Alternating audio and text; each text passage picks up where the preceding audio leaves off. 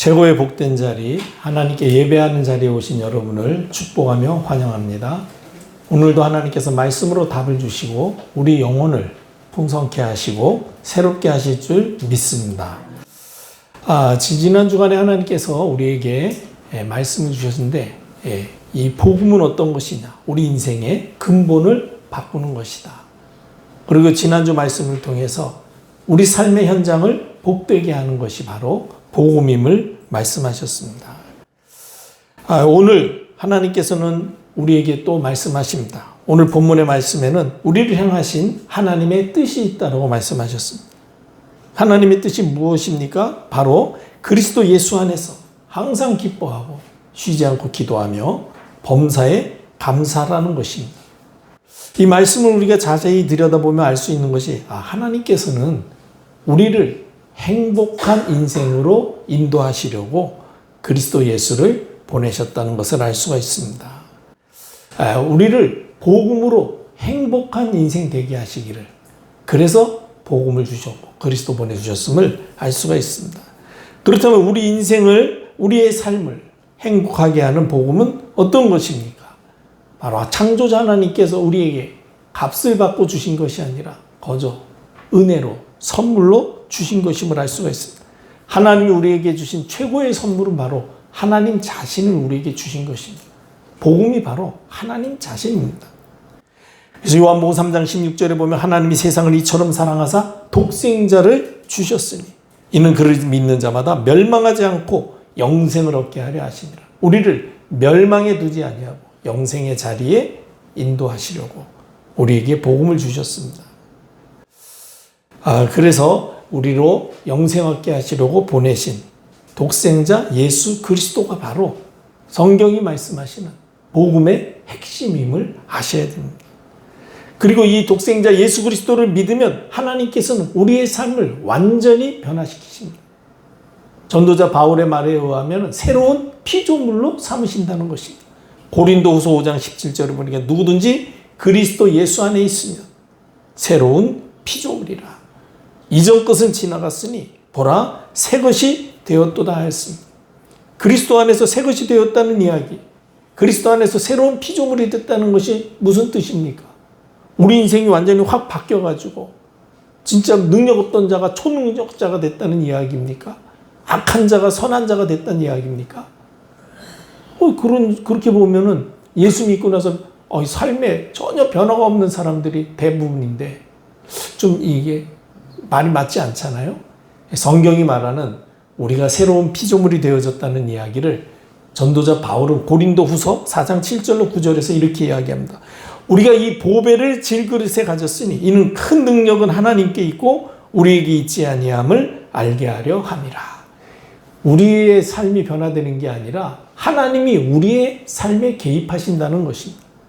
질그릇이 금그릇으로 바뀐 게 아니라 질그릇은 질그릇 그대로 있는데 그 안에 없던 보배가 생긴다는 것입니다.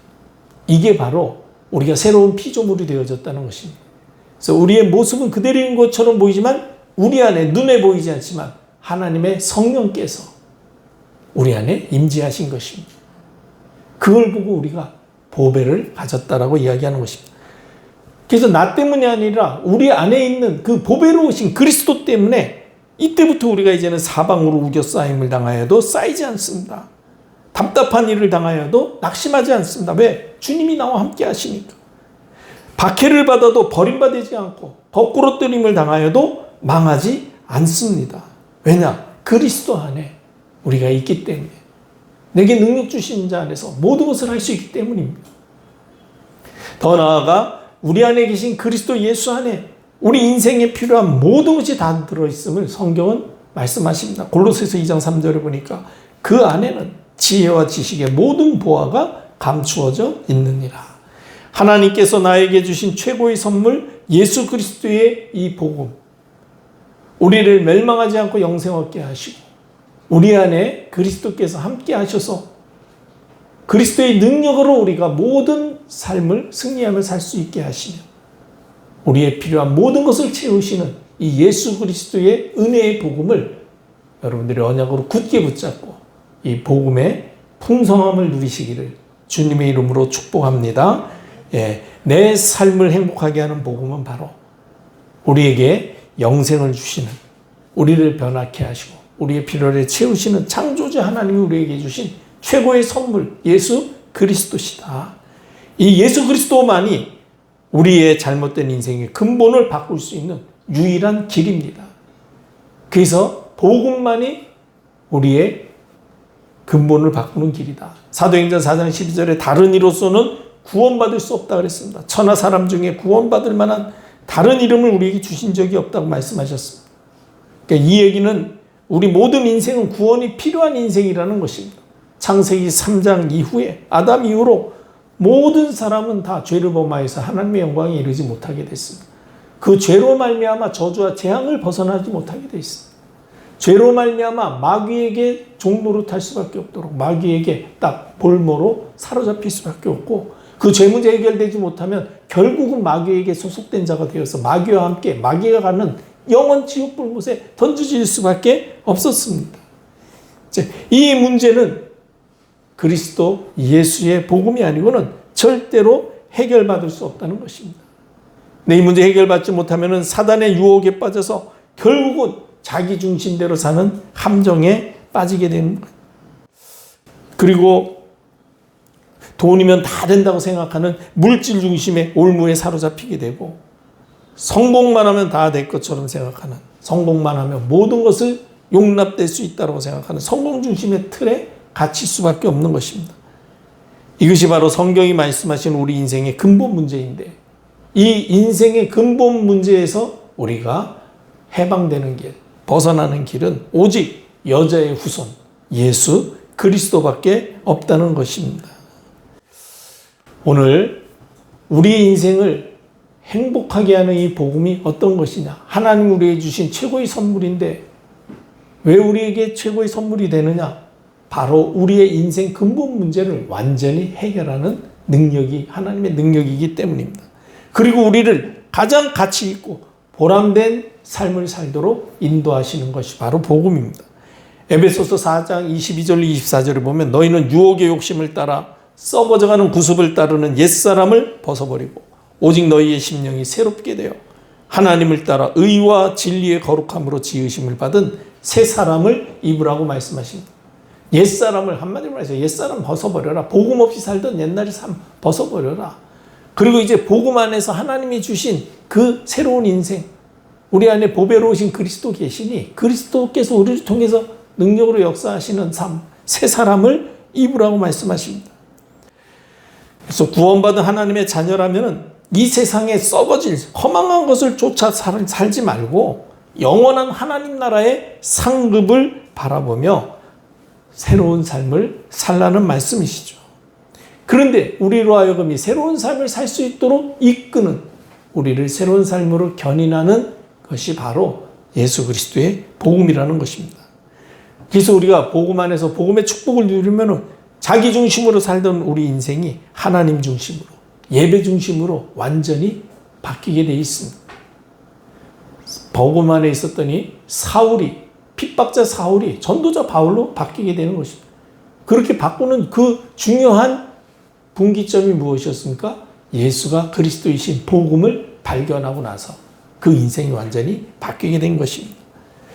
자, 우리가 이제 이 복음 안에 있으면은 우리 삶의 관심도 과거에는 물질 중심, 성공 중심으로 살았습니다. 이제는 드디어 하나님의 나라와 하나님 나라의 일이 성취되어지는 것에 관심을 갖게 되는 것입니다. 그리고 전에는 오로지 나만 알았습니다. 나만 잘 되면 되고 우리 집만 잘 되면 되고 또 교회도 우리 교회만 부흥하면 되지 뭐 다른 교회가 망하던 말던 뭐 그냥 오로지 우리 집, 우리 교회, 내가 하는 일 그것만 알았던 우리가 이 복음 안에서 이제는 새로운 관점을 갖게 되는 것이죠. 모두가 다 복음이 필요하구나. 모든 사람에게 이제 이 복음이 전달돼야 되겠구나. 그리고 우리 가정만 아니라 저 가정에도 우리 교회만 아니라 저 교회, 한국교회, 세계교회 모두 다 진짜 복음 바르게 이해하고 복음 안으로 돌아와서 이 복음 전파는 전도의 방향 맞추는 것이 그것이 하나님이 원하시고 기뻐하시는 일이구나. 이렇게 될 수 있도록 섬기라고 하나님께서 나를 파수꾼으로 불러주셨구나 깨닫게 되어지는 것이죠. 그러면서 드디어 이제는 해외에서 복음 전하기 위해 파송되어진 그런 교회와 또 선교사님들, 중직자들, 제자들을 위해서 기도하고 이제는 만나는 모든 사람에게 이 사람이 혹시 복음을 들어본 적이 있는가? 이 사람이 진짜 복음 받을 사람은 아닌가? 그 눈으로 바라보면서 어쨌든 복음으로 답을 주는 삶을 사는 가치 있고 보람 있는 인생이 되는 것입니다. 어떤 인생이 가치 있고 보람 있는 인생입니까? 영벌에 처한 영혼을 영생의 길로 인도하도록 그들로 복음을 들을 수 있도록 복음을 전파하는 인생. 그 인생이 하나님 보시기에 하늘의 별과 같이 빛나는 그야말로 스타 인생이다면 가치 있는 인생.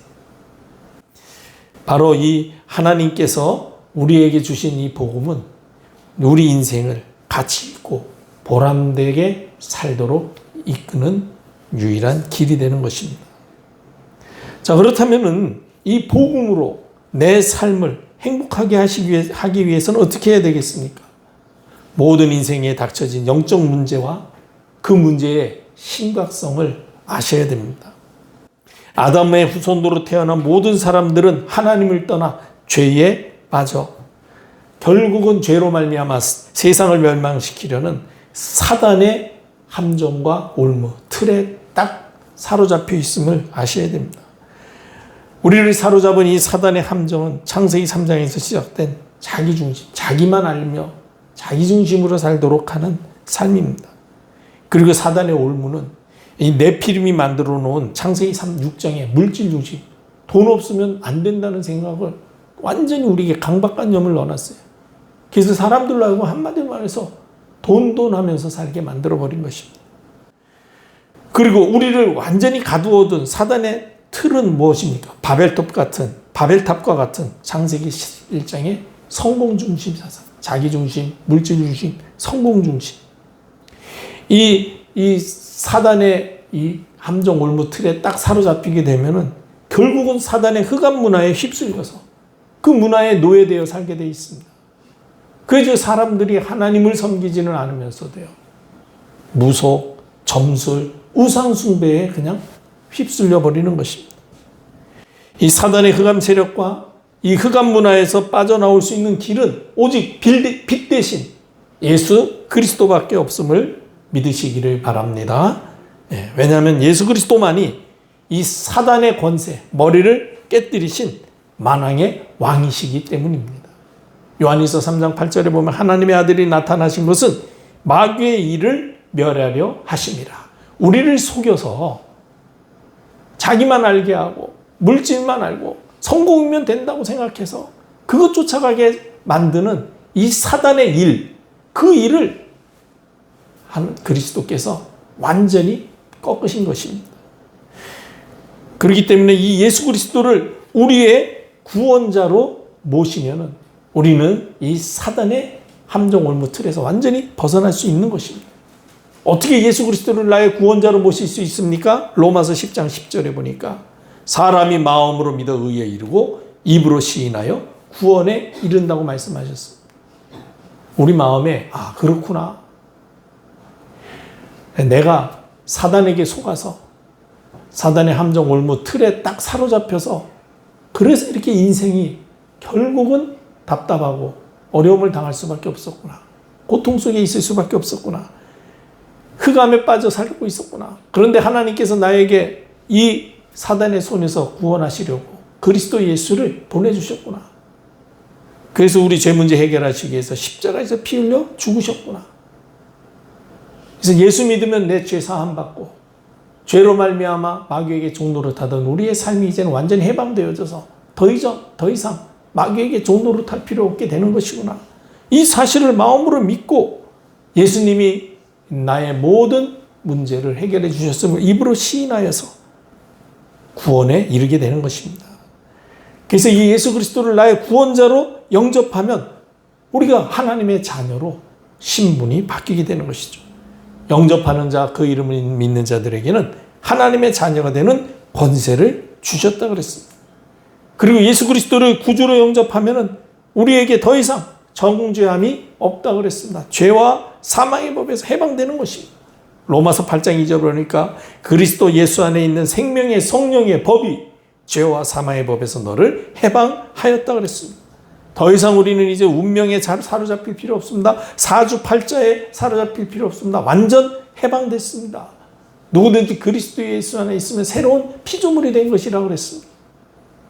이제는 우리 안에 보배로우신 그리스도께서 우리와 함께 하십니다. 요한복음 8장 32절 보니까 진리를 알지니 진리가 너희를 자유롭게 하리라. 이제는 우리가 그리스도 예수로 말미암아 자유함을 얻게 되었습니다. 예수 그리스도를 믿으면 더 이상 사단이 우리의 삶을 주장하지 못합니다. 이제는 우리가 속지만 않으면 승리하는 인생을 누릴 수 있는 것입니다.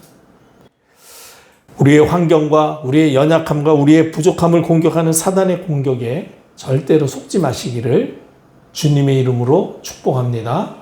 나 같은 게 뭘 할 수 있어. 내가 그래도 얼마나 참 지은 죄가 많은데 다 알고 있으니까 거기에 속지 마세요. 그 지은 죄 많다고 해결하겠다는 의지도 없으면서 그 생각을 하고 있습니까?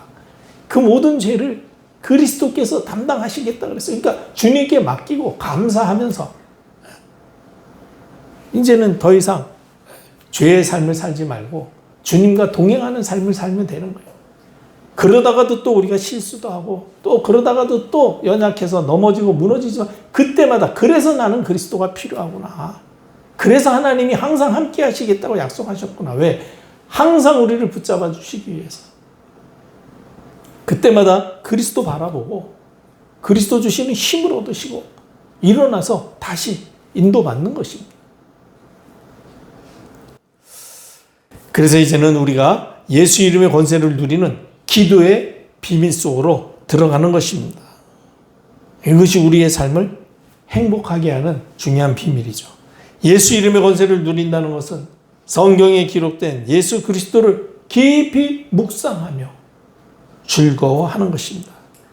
예수님은 누구십니까? 나를 구원하시기 위해서 사람의 몸으로 나를 찾아오신 하나님이시구나. 그 하나님이, 그 예수님이 나를 위해 무슨 일을 하셨습니까? 나의 죄를 담당하시기 위해서, 내 죄를 사하시기 위해서 십자가에서 친히 희생제물이 되어 피 흘려 죽으셨습니다. 그리고 내 안에 나와 함께 하시면서 나를 통해서 이 그리스도의 은혜의 복음을 모든 사람에게 널리 증거하며 전파하시기를 원하시는 분이십니다. 예수님은 우리와 함께 하시기 위해서 사람의 몸을 입고 이 땅에 오신 하나님이시죠. 그 예수 그리스도께서 우리 인생의 모든 문제를 십자가에서 완전히 해결하셨습니다. 이제 우리 삶에 저주와 재앙을 가져오고 하나님께 나갈 수 없도록 하는 죄 문제를 완전히 담당하셨습니다. 십자가에서 피 흘려 죽으심으로 우리 죄를 주님께서 친히 해결해 주신 것입니다. 그리고 사흘 만에 부활하심으로 우리 인생을 멸망시키고 세상을 멸망시키려는 마귀의 머리를 완전히 깨뜨리신 만왕의 왕이십니다. 그렇기 때문에 우리가 예수 이름을 부를 때 사단의 세력은 떠나갈 수밖에 없는 것입니다. 이 사실을 실제로 체험하는 것이 바로 예수 이름으로 기도하는 것이다. 그래서 24 예수 이름으로 집중해서 기도하시기를 바랍니다. 예수님이 누구시며 무슨 일을 하셨으며 그 응답의 증거를 나에게 허락해달라고, 그래서 증인으로 살게 해달라고 기도하는 것이 바로 망대를 세우는 작업입니다. 망대가 견고히 세워지면 빛은 바래질 수밖에 없어요. 자, 이렇게 우리가 복음으로 우리 삶을 행복하게 하기 위해서 우리 인생의 문제가 무엇인지를 정확하게 말씀으로 진단을 해야 됩니다. 그리고 그 문제 해결할 방법은 오직 그리스도 예수밖에 없음을 알아야 됩니다. 그럼 실제로 해결하기 위해서는 예수가 그리스도이심을 실제로 체험하기 위해서 그 예수 그리스도 이름으로 기도해서 응답을 받으라. 그래서 증거가 나오면 증인으로 서는 것이다. 이렇게 복음으로 우리가 행복한 삶을 회복하면 어떤 증거가 나타납니까? 이제는 더 이상 다른 사람들과 비교하거나 다른 사람들이랑 경쟁하면서 살려고 하지 않습니다. 많은 사람들은 주변 사람들과 비교하고 또 경쟁하면서 살아가고 있습니다. 그러나 그리스도를 통해서 하나님을 만난 전도자 바울은 뭐라고 고백합니까? 자신의 가문이나 학식, 세상의 그 좋은 배경을 의지하거나 자랑하지 않고 오히려 배설물로 여기겠다고 했습니다. 이유가 무엇입니까?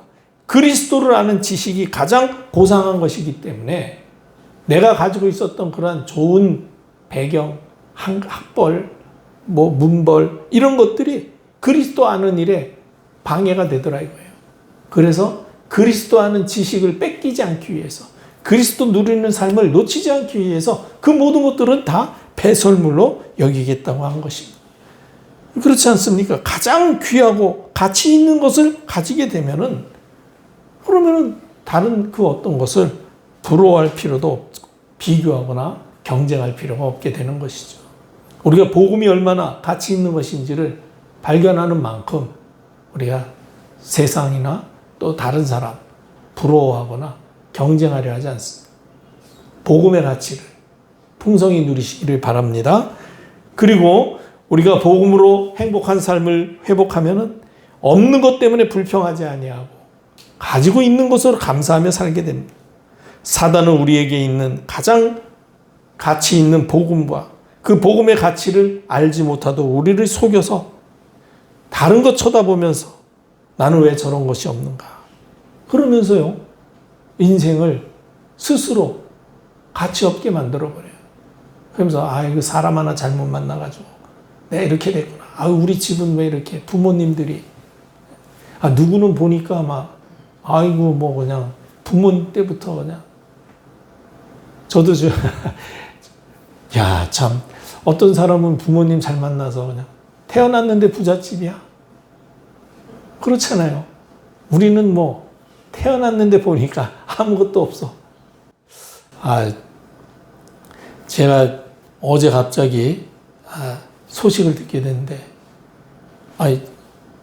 저의 사촌 동생이 한라산에 갔다가 그만 심근경색으로 사망을 했다는 거예요. 깜짝 놀랐습니다. 생각도 못하고 있었죠. 그 이제 아마 딸이 하나 있는데 그 딸이 유럽에 가서 네덜란드 거기 가서 좋은 직장에 취직하게 되고 거기서 좋은 사람을 만나서 이제 결혼하기로 약정을 하고 한국에 나와서 이제 신랑들 다민족 같아 보니까 그래서 왕길에 제주도 여행 갔다가 한라산 등반을 했는데 거기서 그런 일을 당했다는 거예요. 참 그래가지고 참 안타까운 일이죠. 그래서 제가 이제 좀 생각을 했습니다. 제가 어릴 때 친척집을 가면은 그 집, 우리 외삼촌, 큰 외삼촌 아들인데 그 집으로 좀 몇 번 유일하게 놀러 갔었어요. 그 집에 자꾸만 놀러 가게 되는 게 저는 어릴 때 용돈이라는 걸 받아본 적이 없거든요. 우리는 용돈이라는 개념이 없었습니다. 그런데요, 그 집에 놀러 갔다가 이렇게 집에 돌아오게 되면 그 외숙모께서 반드시 용돈을 주시더라고요. 그것도 제가 볼 때는 어릴 때 볼 때 큰 돈이다 이렇게 생각들 먹고 권사님이신데 용돈을 주세요. 그러니까 그 다음에는 그 집에 놀러 가고 싶어. 왜냐 거기 가면 뭐가 생기는 걸 알게 되니까. 그러다가 한 번은 이제 그 집이 서울에 옛날에 지금의 이제 홍제동인데 옛날에 문화촌이라 그랬는데 옛날에는 그 정릉에 이 북악터널인가 그 터널이 없어가지고 우리 어릴 때는 시내로 가서 삥 돌아서 갔는데 갑자기 터널이 생긴 거예요. 그래서 한번 그 차를 타고 탁 가는데 굉장히 가까웠게 생각되는 거예요. 그게 이제 그 집에 놀러 갔는데 또 용돈을 주시고 차비도 주시더라고요. 그리고 이제 그날 마침 그 사촌 동생 걔하고 그 밑에 동생하고 이제 우리 집으로 또 이제 놀러 오기로 했어요. 근데 우리가 형인데 걔네들한테 제가 얘기했어요. 야, 여기 이제 터널이 뚫려서 가깝다. 걸어갈 수 있다. 그걸 걸어가고 우리 이제 이 차비로 뭐 사 먹자. 그때는 국민학교 때니까. 그래가지고요, 거의 홍제동에서 이 기름동까지 걸어왔거든요. 그런데 제 생각만 했죠. 저는 이제 걸을만 하더라고요. 한 4-5시간 걸으니까. 근데 요번에 이제 그렇게 갑자기 하나님의 부름받은 그 친구는 뭐 우리랑 차이가 얼마나 안 나니까 따라왔는데, 그 밑에 동생을 생각을 못 한 거예요. 우리가 어리니까. 걔는 이제 초등학교 막 갈까 말까 하는 나이였는데, 그걸 그냥 따라온 거예요. 나중에 우리는 몰랐는데 얘가 아마 굉장히 어려웠나 봐요. 그래가지고 엄마한테 얘기해가지고, 그 집에서 연락 와서 우리가 굉장히 혼났던 기억이 나는데, 그다음부터는 거기 갈 수가 없었죠. 어쨌든 참, 갑자기 뭔 얘기하다가 그렇게 얘기가 옆으로 지나가는지 모르는데, 여러분, 사단은 우리 안에 있는 그 복음의 가치를 알지 못하고 다른 거 쳐다보도록 하면서 우리로 하여금 자꾸만 이 불평불만을 가지고 불평불만에 빠지게 만듭니다. 그러나 우리가 복음의 가치를 알게 되면은 사단의 속임수에 넘어가지 않고 복음으로 24 감사하며 살 수 있게 된다. 여러분, 복음의 가치를 알아야 됩니다. 그래야 우리 삶의 원망 불평이 사라지게 돼 있어요. 그래서 전도자 하박국서 3장 17절로 18절에 그렇게 얘기하죠. 비록 무화과 나무가 무성하지 못하고 포도나무에 열매가 없고 감람나무에 소출이 없고 밭에 먹을 것이 없으며 우리의 양이 없고 외양간에 소가 없어도 나는 여호와라 말미암아 즐거워하며 나의 구원의 하나님으로 말미암아 기뻐하리로다. 진정 하나님으로 복음으로 즐거워하며 기뻐할 수 있는 그만큼 복음의 가치를 아는 그런 하나님의 사람이 되시기를 바랍니다. 그리고 우리가 복음으로 우리의 삶이 행복한 삶을 회복하면은 무슨 방도라든지 이 그리스도의 복음이 전파되는 삶을 기뻐할 수 있게 되는 것입니다. 이게 복음이 증거되는 일을 기뻐해요. 살든지 죽든지 내 몸에서 그리스도의 복음이 전파되는 것. 혹시 우리를 비난하는 사람이라 할지라도 그 우리를 시기하고 질투해서 비난함으로 또 복음을 전한다면 우리는 복음이 전파되는 그것으로 인해서 기뻐한다. 바울이 그 고백을 하지 않습니까? 빌립보서 1장 14절로 18절에 보면 어떤 사람은 참으로 나를 기뻐해서 나를 돕고 나와 힘을 합쳐서 복음 전하려고 복음 전하지만 어떤 사람은 나를 비난하기 위해서 자기만 전도하냐? 지만 복음 안 와. 저도 이제 잘난 척 한다 말이지. 우리도 복음 전해야지 하면서 바울을 비난하면서 그것 때문에 자극받아서 복음 전한다면 이렇게 하든 저렇게 하든 증거되는 것이 그리스도의 복음이니 나는 그로 인해서 기뻐한다. 우리가 복음의 가치를 알면은요, 나를 돕냐 안 돕냐 그게 무슨 소용이 있습니까? 나를 도운다 한들 복음 안 전하면 그게 무슨 유익이 있습니까? 혹 나를 비난한다 할지라도 그 사람이 복음을 전한다면은 복음 전해지는 것으로 인해서 기뻐할 수 있는. 왜? 가치 있는 일이 이루어지니까. 복음으로 행복한 인생이 되면은 그런 마음의 넓이를 가지게 된다는 것이죠. 오늘 복음으로 행복한 삶을 회복하셔서 모든 원망 불평 완전히 떠나가고 참으로 우리가 가지고 있는 복음으로 인해서 즐거워하고 기뻐하며 이 복음이 전파되는 일에 기뻐하는, 그래서 우리 때문에 하나님이 더 많은 사람에게 복음이 전달되어질 수 있도록 전도의 문을 여시고 제자의 문을 여시고 후대의 문을 여시는 응답의 역사가 일어나기를, 그 응답의 주역 되시기를 주님의 이름으로 축복합니다. 기도하겠습니다.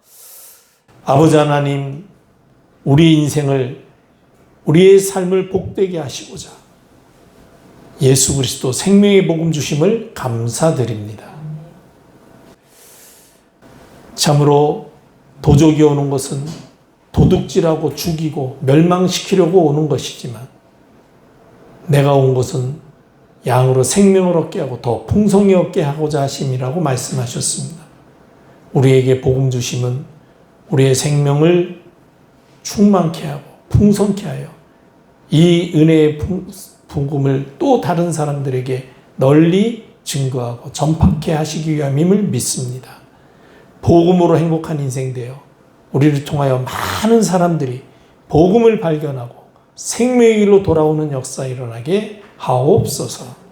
이제는 주 예수 그리스도의 무한하신 은혜와 아버지 하나님의 크신 사랑과 성령님의 내주 교통 충만하시니 말씀 언약 붙잡고 말씀 성취에 주역되어 하나님의 역사를 기쁨으로 증거하며 전파하는 전도자의 삶을 누리기를 소망하며 현장으로 돌아가는 주의 백성들 머리 위에 이제와 영원토록 항상 함께 계실지어다. 아멘.